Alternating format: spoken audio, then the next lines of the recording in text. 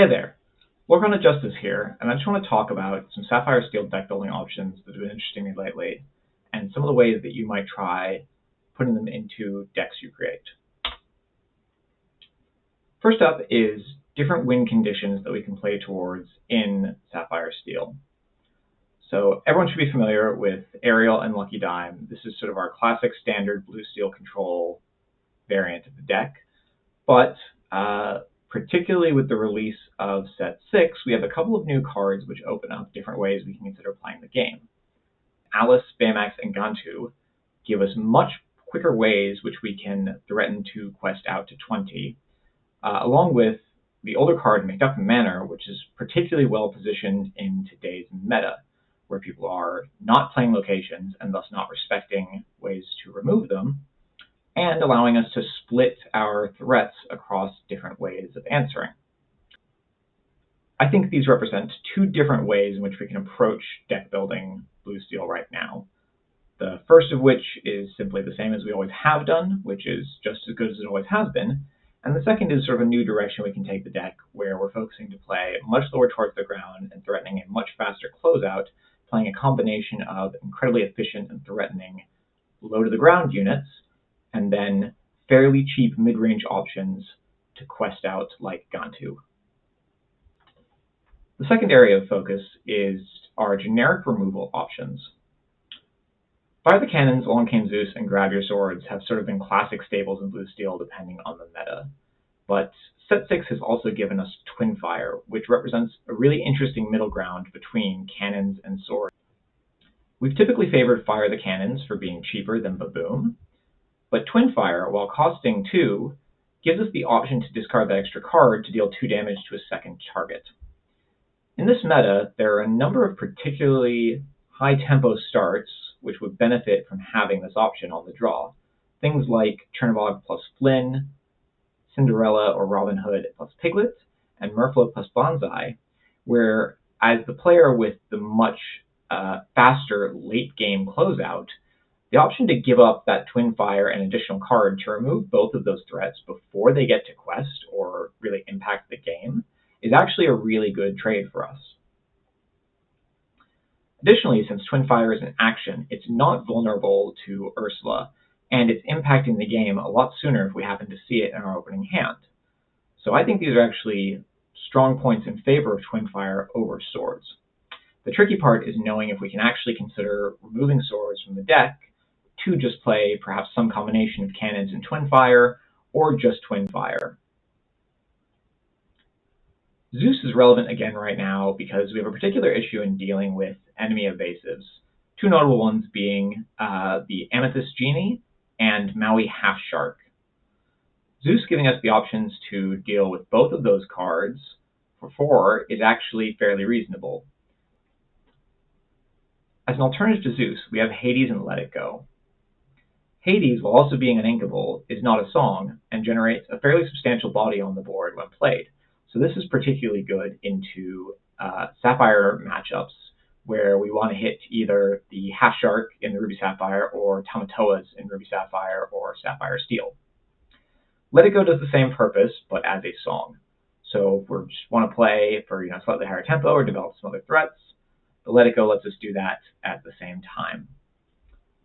Particularly, Let It Go being inkable means that we can just ink it in the matchups where it's more vulnerable to, say, Ursula stealing it from our hand, and when we just don't happen to need it as much. So it's a nice option where we want to sort of lower that number of overall uninkables. I tend to prefer that over the body of an Hades, but I think we do also have to wonder if either one is the right answer right now, and if we just want to be trying to race out faster than red-blue, particularly if they're moving off of Dime and onto McDuck. Third up is our answer to enemy evasives. This primarily concerns Genie, but also touches on some fringe things like Gazelle and Maui Half Shark. We've seen the Dwarf Mine build of Amethyst Steel working particularly well, and the Battle of the Bay featured one participant who played a Sapphire Steel lineup which included both McDuck and Seven Dwarfs Mine with Happy and Doc. I think this is an interesting option to consider. I'm not particularly fond of Seven Dwarfs Mine as a card. I think it's rather overcosted for what it does, but the combination of mine and Happy give us a fairly cheap low-to-the-ground package that can threaten enemy evasives. Broom is Broom. The 2/3 stat line and being a 2-cost inkable means that into Ruby Amethyst matchups, Broom is a particularly nice option to set up early, check the Flynn, and then just leave on board until we need it to contest into the Genie with 2 extra ping damage from somewhere. It's okay into Emerald Amethyst, but Cloud Kicker being able to bounce it back to our hand if played on curve is a bit of a disadvantage to it and is a lot less impacting in those game states than something like Calhoun or Smee, which just threaten to trade and get us value with the enemy board. Robin Hood is a particularly interesting option that was played by Justin Morales in the European Championships. Notably for this card, on the draw, we can go Fishbone Quill on 3 into Robin Hood on 4, and almost certainly draw that card from our opponent having more cards in hand than we do, while sticking a 4/4 evasive that quests for 2, or evasive during our turn. That's generally a pretty good card, and I think a very clean answer to Genie in any blue steel build in which we're going to ramp faster than our opponent. Wasabi also gets a mention here for likewise gaining evasive during our turn and just being a 3/3 4-drop. This curves nicely into Wasabi and then Tinkerbell to get that 4 total damage to kill the Genie, but I think it's a fairly mediocre card overall, not being as strong as the Robin Hood or as cheap as the Magic Broom. Finally, we've got Imperial Bow, and I think Bow is one of the more interesting options on this list. There are a lot of good hero units available to us in Sapphire Steel, and the Bow offers us a cheap and reusable item to make any of them effectively challenge Genies or Diablos, and the Challenger +2 is also relevant in other situations where we want to be trading up.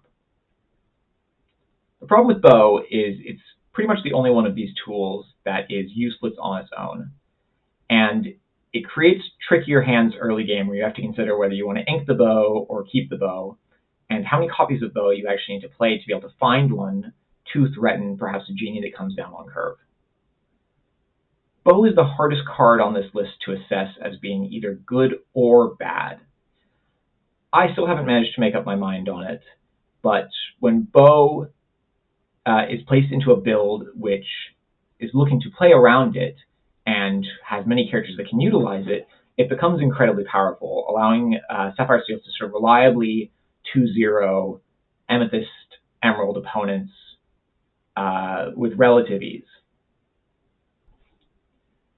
Now I'd like to look at some sample lists that are trying out a couple of these different ideas. What we've got here first up is a fairly simple no-wheel list that's still looking to ramp and play for aerial dime. So here we sort of opted to take a mixture of direct damage removal in the cannon, the Twin Fire, Zeus, and Swords, as well as having the couple of copies of the Robin Hood 6-drop, which gives us an overall balance of ways in which we kill Genie. If we simply need the emergency button, then the Zeus is there. But if we can manage to find 2 damage from Tinkerbell killing another unit, or from somebody singing Swords plus either Twin Fire or cannons, then there's a number of pretty simple ways to hit 4 damage to remove that Genie. And then failing that, once we have 6, we can just play the Robin Hood, develop that 4/4 body, and they're going to have a really hard time removing that while it just kills the Genie after it's quested. After that, it's the game plan as usual. You just get that aerial, that dime, and that Tamatoa down, and then you quest out very quickly. The other alternative to this is the sort of Alice McDuck Gantu package. And here I've got the Bow in the list, because you have a number of sort of additional heroes, right? You've got this Robin Hood and this Calhoun, the Alice, the Baymax, and the Beast are all hero units. So you have many characters who can make use of that Bow.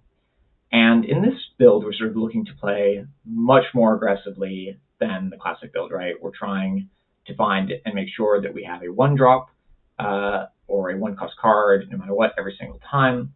We're looking to play either the Calhoun or the Smee to begin immediately contesting the board before going Alice into Hiram or Pluto, beginning to quest very fast, and then either sort of setting up the Cogsworth of the Beast if we need to control the game a little bit more, or going into the Baymax or Gantu to just threaten explosive lore generation.